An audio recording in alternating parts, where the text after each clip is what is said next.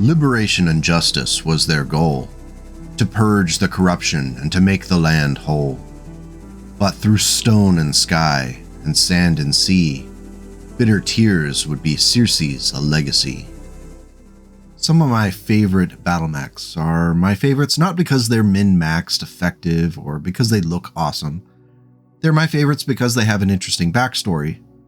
It's undeniable that we always consider form and function in the calculations, but there's just something about a good story which can make a mech that would otherwise be rather forgettable into one you would want to take out whenever you can. Ladies and gentlemen, I propose that the Stinger 2C is a great example of that kind of mech. The original Stinger is one of the most common mechs across the Inner Sphere. Manufactured by more than a dozen companies, and it's found in every major house military. If sheer numbers were proof of success, the Stinger would be near the top of the heap. Used primarily as a scout, the Stinger reinforces the rule that cheap and effective can beat fancy and expensive just through sheer numbers and determination. Over the years, the mech saw many updates, including 2 clan upgrade designs, which we will cover along with the 2C because they're interesting and were developed way before the 2C design in our timeline. The first clan version of the Stinger was an upgrade to the chassis in 2832 by Clan House Horses for use as a training mech, but spread across the other clans as they understood the value of having such an inexpensive mech around for trials, industrial and logistical tasks, and a generally useful light scout. Walking, running, and jumping speed distances are the same as the Inner Sphere, 6, 9, and 6, but the retrofitting of Endo Steel brought a half-ton of additional weight for Clan Tech weaponry. The Stinger C's primary weapon is an ER medium laser, but it's backed up by a small pulse laser and 2 machine guns. It carries a half-ton of machine gun ammo in the left torso, which is protected by a case to prevent those deadly ammo explosions from completely wiping out the mech and the Mechwarrior. This version of the Stinger highlights the advantages that clan technology has concerning weight. You can just do a lot more with 3.5 tons of space on a mech when most of the clan tech weighs half as much. It's just a nice upgrade to the design, and it would be quite dangerous as an infantry hunter. A second Stinger C version was released just 6 years later in 2838 by Clan Bloodspirit, which went in another direction with the mech's loadout.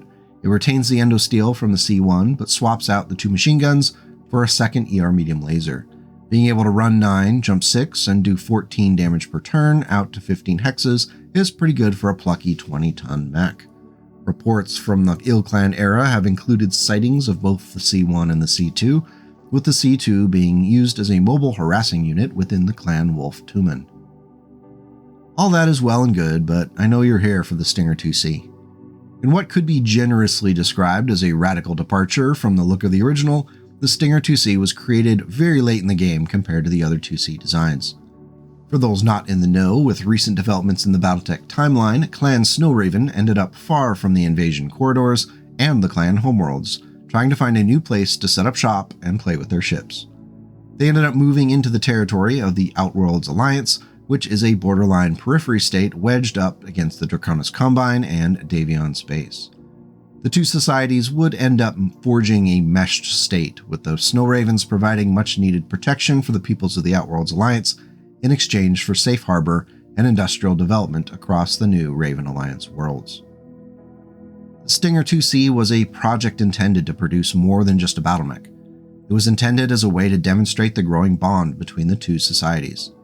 The designers at Alliance Defenders Limited, under the direction of CEO Johan Eschi, worked diligently with the Raven techs to upgrade the ADL factories to produce battle mechs using clan technology. The existing Stinger production line was the template, and the final result was a 20-ton battle mech which can hold its own. By all available accounts, the mech has been a success, with both Raven and Outworld Mechwarriors singing its praises. First produced in 3085, the mech is now found across the Raven Alliance territory. Beside remaining at 20 tons, there aren't many similarities between the Stinger 2C and its inspiring cousin. At a glance, the entire mech has received an aesthetic facelift, which is interesting but perhaps not quite as sleek and iconic as the original. The Nissan 120 standard fusion engine is a little smaller than many of the newer Inner Sphere Stinger loadouts. Thankfully, the equipped jump jets help the Stinger 2C remain as mobile and agile as ever. Earthworks STG EC Endosteel and Compound FM3 ferrofibrous armor are used to squeeze every half-ton possible out for the mech's armament. The 3.5 tons of armor provides reasonable coverage for the mech, but as always with mechs this light, the guiding principle is avoid being hit. That left 3.5 tons of space available for the Stinger 2C's weaponry, which is devoted to 2 improved heavy-medium lasers and an AP Gauss rifle. Now if you're a fan of the channel, you know I'm generally not a fan of heavy lasers, however going with the medium improved heavy lasers on the Stinger does make some sense. Sure, the improved medium heavy lasers are going to explode for 5 points of damage if they receive a critical hit, but if you're being hit in your Stinger 2C anyway, it's probably not going to end well, laser or no. Being able to do up to 20 damage to a mech opponent and more against infantry with the AP Gauss rifle is a pretty good bargain. Heat isn't an issue with the 20 double heat sinks, and the lack of range for the heavy lasers is forgivable as you're likely not going to be exposing yourself to long range fire anyway. The Stinger 2C is very much an up-close experience. All in all, I give the standard loadout the Mechfrog seal of approval, which is worth 43 mech dollars in our in-channel store. You can convert those 43 mech dollars to 159 frog bucks, which is almost enough to buy the 160 frog bucks channel season pass. That last frog buck can be purchased in the pack of 698 frog bucks for only $39.99 pulse laser tickets, which are obtained by doing 6 months of daily reward quests or purchasing the 977 pulse laser ticket package for $98.98. Easy, right? Now there was a variant produced for the Stinger 2C which just goes completely off the rails, because of course there is. Produced just 1 year after the original in 3086, the Stinger 2C2 drops any pretense of heat management by slowing the Stinger down with a smaller engine, cutting jump jets down to just 5, and ripping out the AP Gauss rifle in order to make room for a large improved heavy laser.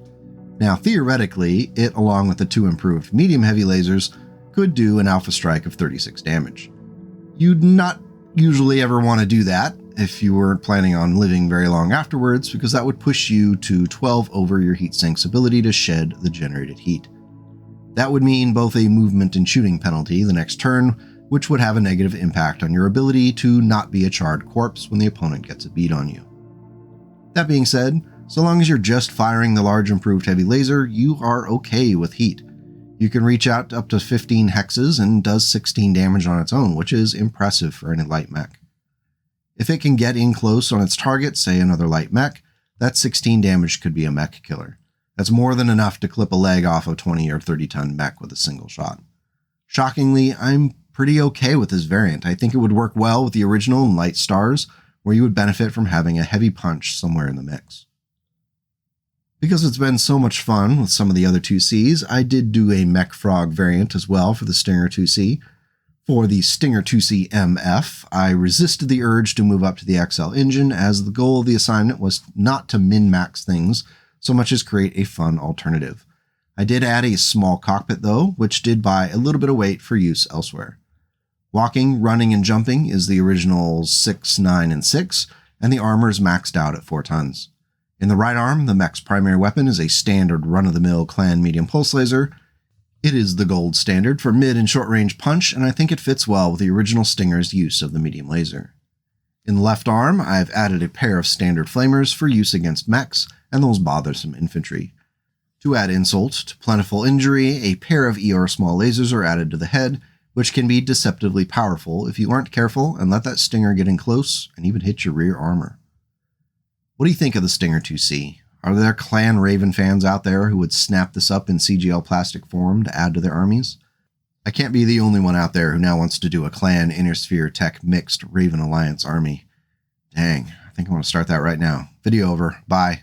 You don't have to log off, but you can't stay here. Now, we will be back with some more 2C Battle Mech videos. I may not do every single one of them, but there are a couple more that I think deserve some time in the sun. Big thank you for watching, and for those of you who go the extra step to hit the like buttons and have helped the channel grow so much over this past year, I really appreciate it, and I hope to keep it going well into 2024. Take care, and go make the world a slightly better place today and tomorrow.